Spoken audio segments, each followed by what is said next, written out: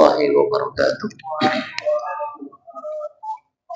Innal hamdalillah nahmaduhu wa nasta'inuhu wa nastaghfiruh wa na'udzu billahi min shururi anfusina wa min sayyiati a'malina. May yahdihillahu fala mudilla lahu wa may yudlil fala hadiya lahu. Asyhadu an la ilaha illallah wahdahu la syarika lahu wa asyhadu anna Muhammadan abduhu wa rasuluh. Allahumma shalli wa sallim ala habibina wa qudwatina Rasulillah Muhammad sallallahu alaihi wasallam wa ala alihi wa ashabihi wa man tabi'ahum bi ihsan ila yaumil qiyamah. Alhamdulillah, semoga kita bersyukur pada Allah malam hari ini dengan curahan rahmatnya Allah Subhanahu wa taala. Jadi kita bisa melaksanakan aktivitas kita, khususnya tilawah Al-Qur'an, dan itu adalah bagian kewajiban kita untuk senantiasa berinteraksi dengan Al-Qur'an. Ya, siapa kalau bukan kita ya. Maka dari itu mendalami Al-Quran itu sangat penting, lebih-lebih kepada generasi-generasi kita ya. Kalau tiap hari, tiap pertemuan kita ini yang generasi-generasi tua ya, sementara generasi mudanya makin lama makin tidak nampak ya. Maka dari itu tanggung jawab kita sebagai generasi tua bagaimana mempersiapkan generasi muda. Kita akan lanjutkan kajian kita dari kitab Asrul Qawaid bil Istiqomah. Di kajian yang lalu kita sudah ambil beberapa poin. Ya, sekarang kita ambil kaidah yang ke-6, yaitu la takunul istiqamatu illa lillah wa billah wa ala amrillah. Jadi ketika kita ingin istiqomah di atas iman, istiqomah di atas akidah kita, istiqomah di atas amal soleh kita, itu di sini disebutkan la takunu istiqomatu illa lillah wa billah wa ala amrillah. Jadi tidak akan ada istiqomah kecuali hanya kepada Allah, lillah hanya untuk Allah ya, kemudian wa billah ya, bersama Allah Subhanahu wa taala, wa ala amrillah, dan di atas perintah Allah Subhanahu wa taala. Bahasa sederhananya, orang itu bisa istiqomah kalau dalam tataran aspek ibadahnya, aspek keimanannya, aspek amal solehnya terkumpul 3 komponen ini. Lillah, billah, wa ala amrillah. Kalau dalam tataran sufi ya, kitab Firmato Ilah, orang yang tidak mampu mengkombinasikan 3 konsep ini belum dianggap ikhlas. Tapi itu bukan kita yakini itu ya. Kalau ini harus semuanya, kemudian orang itu dianggap belum beribadah. Alangkah banyaknya orang yang tidak beribadah, atau alangkah banyaknya orang itu yang ibadahnya belum diterima. Maka kalau dalam konsep ikhlas, ya lillah, billah, wala amrillah, ini yang penting motivasi kita beribadah tentunya sebagai seorang beriman itu atas perintahnya Allah. Kita beribadah itu sebagaimana Allah menciptakan kita, atas perintahnya Allah Subhanahu wa taala. Yang kedua, tentunya apa yang kita lakukan ya sesuai dengan kehendaknya Allah. Sudah perintahnya Allah, Allah memberikan peraturan, memberikan ketetapan di dalam Al-Qur'an dan As-Sunnah. Ya, itu berarti apa? Mutaba'ah terhadap Al-Quran dan As-Sunnah. Sehingga kalau slogan kita kembali kepada Al-Quran dan As-Sunnah dalam tataran kehidupan kita, itu berarti kembali kepada konsepnya Allah Subhanahu wa ta'ala. Nah, yang ketiga, semuanya apa yang kita lakukan dalam hidup ini ya, aktivitas kita tentunya ikhlas. Ayat sudah kita hafal ya, insya Allah tidak ada yang lupa itu. Di surat Al-Bayyinah di ayat 5 itu, wa ma umiru illa liya'budullaha mukhlisina lahuddin. Allah menyampaikan bahwasanya tidaklah kita ini semua diperintahkan oleh Allah Subhanahu wa ta'ala kecuali hanya beribadah kepada Allah wahdah. Mukhlisina lahuddin itu hanya semata-mata ketaatan kita kepada Allah dalam menjalankan din, dalam menjalankan agama ini. Nah, kemudian jemaah sekalian, ikhlas ini ternyata nggak gampang. Ya, nggak gampang. Hari ini mungkin kita bisa ikhlas. Tidak ada jaminan besok, besok lusa, tahun depan, tahun berikutnya, orang itu bisa mengembalikan yang awalnya ikhlas kemudian menjadi tidak ikhlas. Ya, kalau Ibnu Rajab menyampaikan gini, orang itu kadang-kadang beribadah, niat awalnya sudah ikhlas. Ya, kita niat awalnya kita tadi berangkat ngaji. Tujuannya apa kira-kira? Kalau ikhlas tujuannya apa? Lillah billah, ala amrillah, mencari ridhonya Allah. Nah, ternyata setelah kita niatnya itu benar, tapi ketika kita sampai di takwa, waduh, aku negak ngaji izin. Berarti untuk siapa itu? Isinya sama siapa? Manusia. Ketika awalnya kita berangkat sudah menyatakan lillah billah, kemudian alhamdulillah, kemudian ketika di dalam kita sudah potensi ini, kemudian niat kita beda. Izin karo koncone nega ngaji, maka yang tujuannya tadi kepada Allah berpindah di situ. Iya, itu. Saya baca miliknya Ibnu Rajab tuh ngeri sebetulnya. Kita niat ibadah sholat berjamaah, nggak taunya samping saya anak ada Pak Arif. Kemudian di benak saya, waduh aku nih samping Pak Arif, Pak api-api nih. Padahal di awal dari rumah tadi nggak ada unsur itu. Nah, itulah yang kemudian masuk pada bisikan di saat orang pada posisi awalnya lillah karena Allah, ya, wa ala amrillah, tapi suatu saat dia akan goyah, disitulah kemudian amal itu tertolak.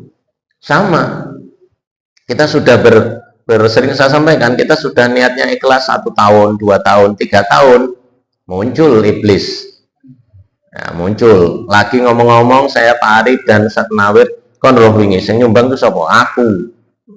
Nah, berarti sudah hilang. Makanya pengertian wa ma umiru illa liya'budullah mukhlisina lahuddin itu lurus, sehingga mulai tidak peduli nanti dilihat orang atau dipuji orang atau enggak, karena aspek-aspek ibadah hanya kepada Allah, ya disitulah apa potensi kita untuk menjaga istiqomah itu.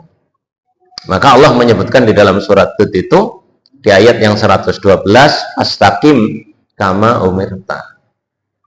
Hendaklah kalian itu betul-betul berada pada jalan yang benar, jalan yang lurus sebagaimana diperintahkan kepadamu. Artinya inilah yang sebenarnya bahwa orang itu akan mampu istiqomah di atas ibadahnya, istiqomah di amal solehnya. Motivasi utama hanya Allah Subhanahu wa Ta'ala. Maka kalau kita kemudian menyadari kalimat atau ayat iya karena butuh wa iya karena stain, itu berarti diri kita hanya menyandarkan semata-mata kepada Allah Subhanahu wa Ta'ala. Sehingga tataran di tarkib itu, ya, menurut Ustaz Munawir, ini maf'ulnya didahulukan. Iya karena butuh, seharusnya nak butuh iya ka. Tapi ini iya karena butuh wa iya karena stain. Jadi ketika itu ada susunan yang memang Allah letakkan, berarti ada hal yang harus kita gali. Harus kita gali apa? Benar-benar kalau kita ibadah itu semata-mata hanya kepada Allah.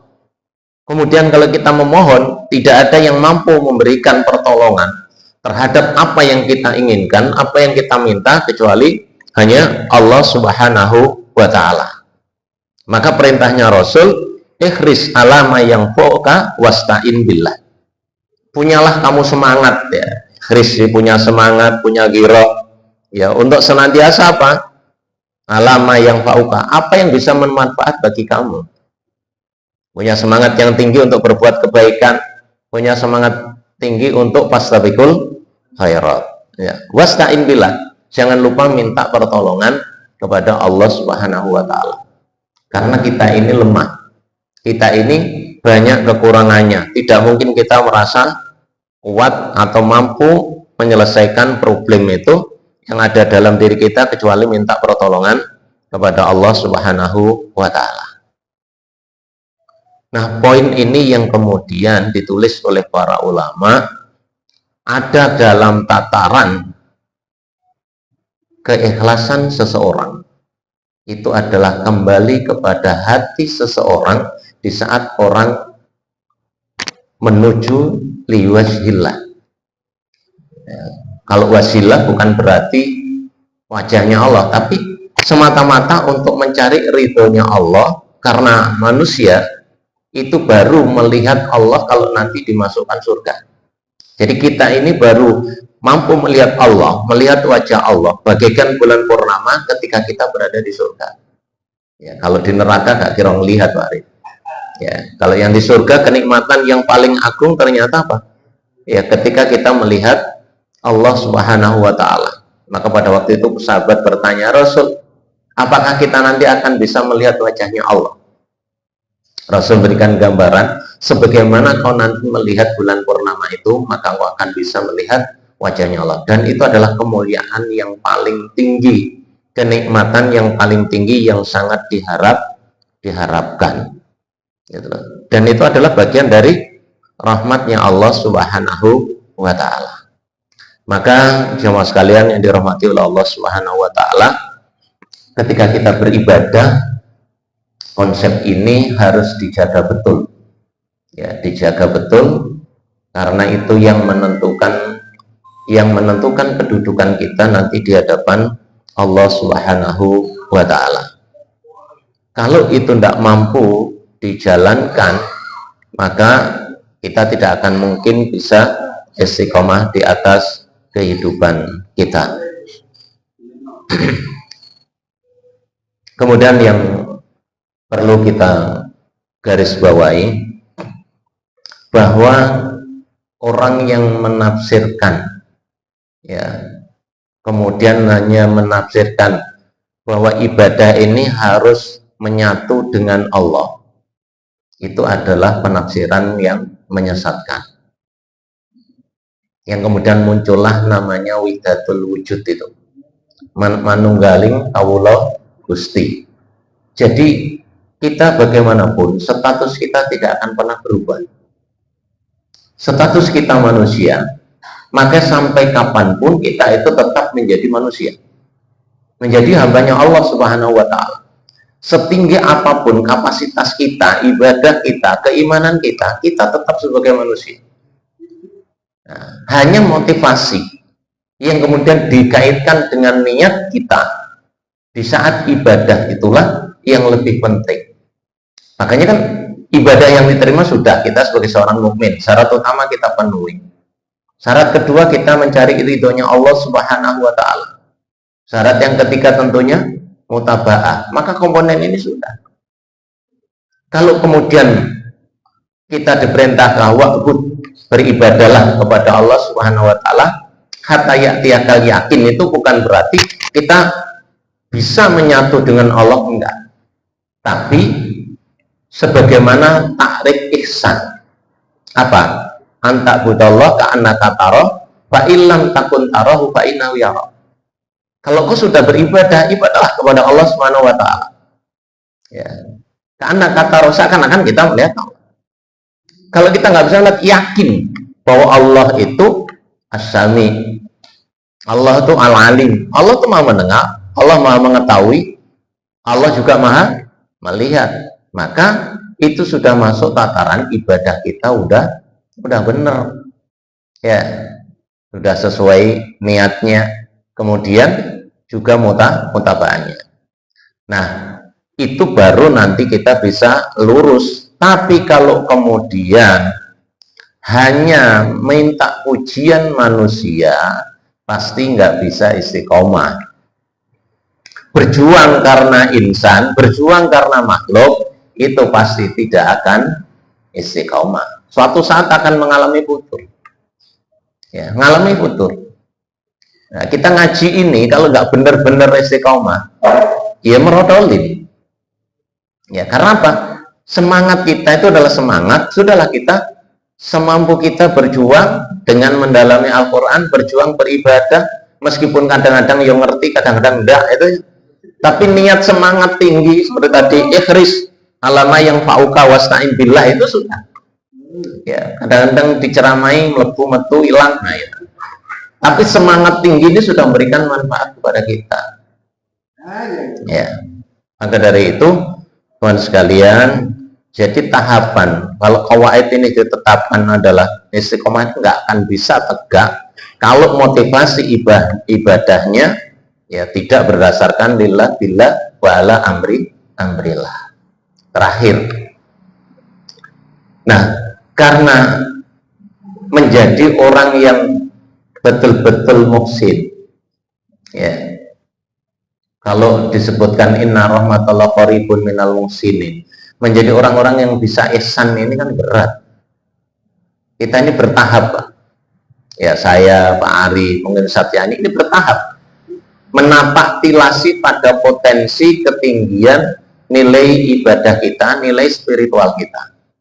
Tapi endingnya ya belum tentu. Wong kita kadang-kadang diuji sakit wis ya si sakit besar-besarasen pindah ya, apalagi diuji siapa Pak Ari ya, diuji kalau sakit kan dirinya sendiri, diuji istri, diuji harta, itu kadang-kadang ya ibadah ini mengalami penurunan ya. Makanya kita ini semuanya, kenapa kita dalam istiqomah dalam hidup ini, agar kita tetap komitmen ya.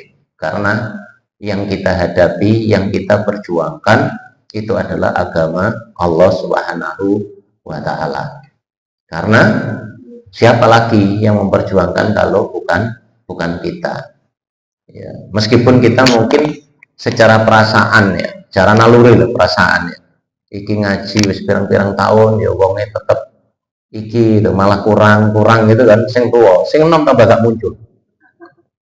Artinya apa ya, kayaknya kita nyesel ini apa sih gitu ya. Tapi dengan semangat kita, paling tidak kita juga punya rasa khawatir. Kalau sekarang aja generasi sudah tidak punya semangat lagi ya untuk terkait dengan Al-Quran, terkait dengan ibadah, terus nanti bagaimana ke depannya? Itu kan perlu juga harus kita sadari. Maka istiqomah itu sebenarnya persoalan yang sangat berat yang harus tetap kita rutinkan. Makanya kan keistimewaan istiqomah itu begitu dasarnya yang diberikan Allah kepada kita di dalam aspek amaliyah kita, ibadah kita, yang semuanya itu kembalinya nanti juga ke dalam diri kita semua. Saya kira itu poin yang 6 tentang Asra Qawaid ini. Semoga nanti bisa dilanjutkan pada pertemuan yang akan datang. Yang jelas istiqomah akan tegak kalau niat kita beres, niat kita benar, cara ibadah kita benar ya. Kemudian menjaga ritme dalam ibadah itu yang harus kita betul-betul jaga, meskipun ibadah kita enggak banyak ya, karena yang dicintai oleh Allah adalah apa yang kita lakukan secara kontinu, secara rutin. Wallahu a'lam bishawab. Ya, semoga bisa memberikan pencerahan kepada kita, meningkatkan kualitas iman kita, lebih-lebih ketakwaan kita kepada Allah Subhanahu wa Ta'ala. Saya kira itu, nggak ada pertanyaan kan? Ya, subhanakallahumma bihamdik, asyhadu an la ilaha illa anta astaghfiruka wa atubu ilaik. Assalamualaikum warahmatullahi wabarakatuh.